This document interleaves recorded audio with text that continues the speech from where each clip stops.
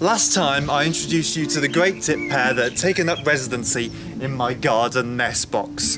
The female had laid 6 eggs, and after 10 days they hatched to give rise to 6 naked, blind, and let's be honest, quite ugly looking chicks.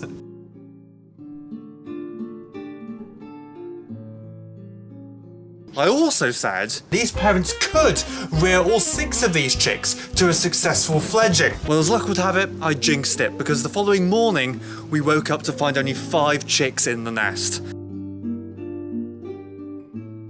Now, we really weren't expecting this at all, but it just goes to show how important timing really is in nature. That 6th chick hatched about 8 hours after the 5th one, and given how quickly those chicks grow, it simply couldn't keep up, and therefore didn't get enough food, and therefore met its end. Anyway, that was 2 weeks ago, and since then the remaining 5 chicks have made spectacular progress. Every day they look more and more like great tits, and today they're almost the same size as their parents.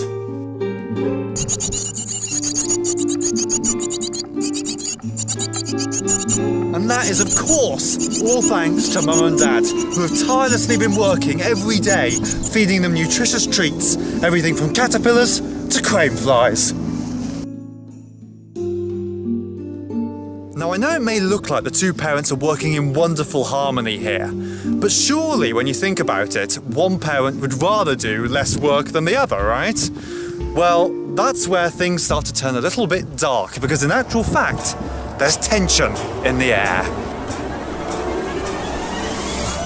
Well, no, not really in real life, but in an evolutionary sense, there most definitely is.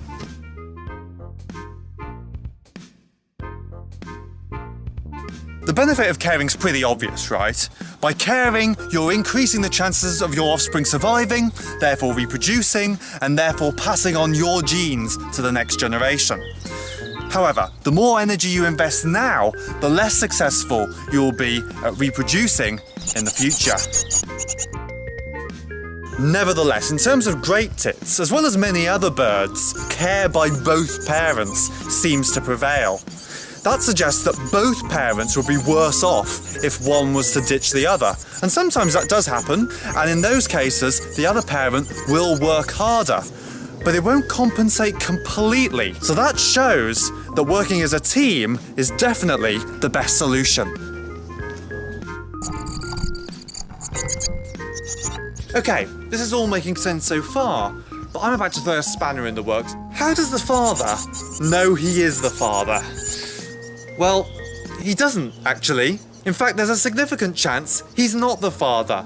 You see, during the breeding season, the female great tit gets around a bit.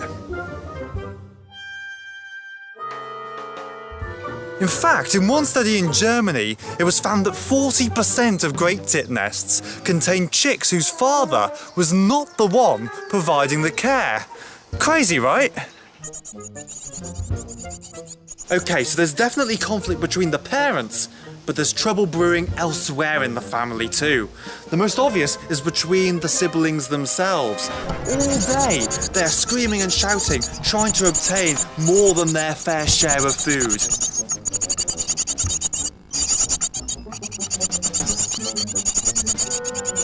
But there's also a conflict of interest between parents and offspring too. Whenever one of the parents returns to the nest with food, all the chicks start showing off that bright yellow gape and start screaming. And this is all a ploy to get the parents to work harder than they'd actually want to do.